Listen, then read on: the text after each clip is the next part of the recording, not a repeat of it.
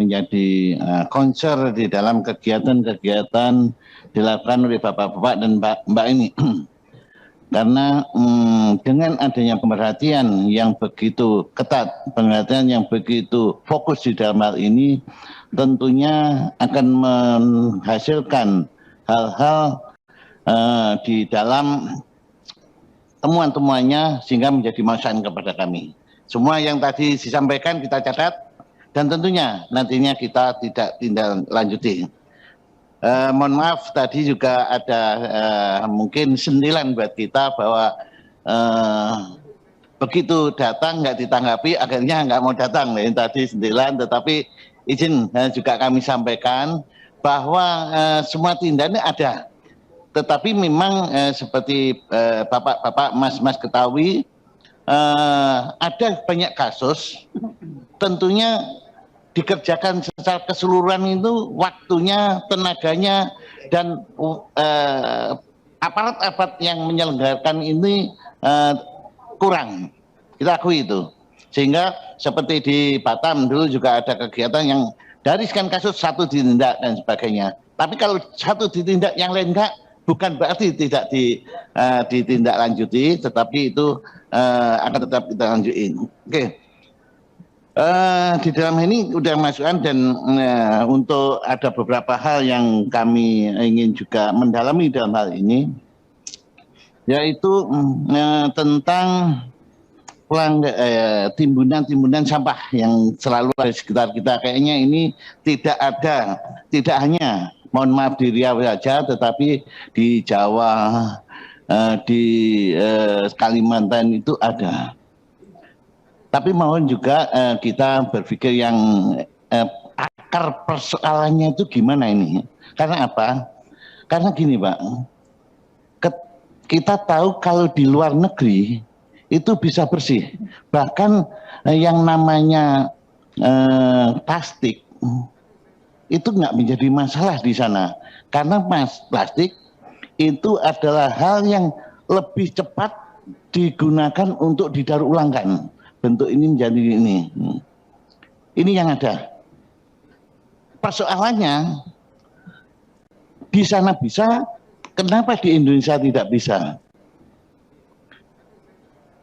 Lebih lanjut kita telusuri, kalau orang Indonesia tetap ada di sini, kayaknya tetap seperti itu. Tetapi orang Indonesia yang di luar negeri kok bisa mengikuti budaya yang di luar negeri? Ini kenyataannya. Oleh karena itu, kayaknya ini memang seperti apa yang disampaikan Pak Mindo tadi, budaya.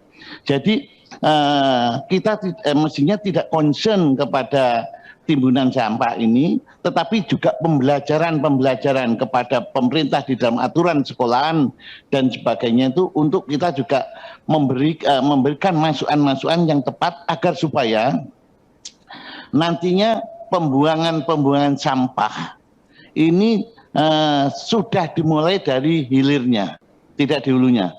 Yang ada sekarang adalah hulunya. Contoh yang saya tahu persis itu di Jepang, di mana pembuangan plastik itu pasti hari Selasa. Pembuangan yang ada elektronik kayak TV dan pasti hari Sabtu. Dan kemudian itu sudah rutin dilakukan sehingga baik.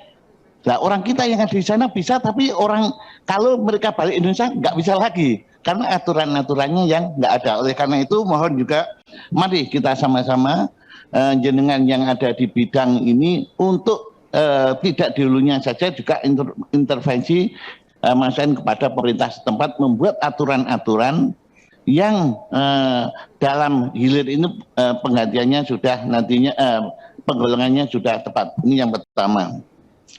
Yang kedua tentang tadi juga ditimbun disinggung juga tentang kerusakan yang dari konsesi pertambangan dan sebagainya. Ini Pak Ketua, jadi untuk khusus yang ini kita mungkin juga akan tentunya menindaklanjuti untuk penegakan hukum yang dilakukan oleh LH dengan hidup dan sebagainya.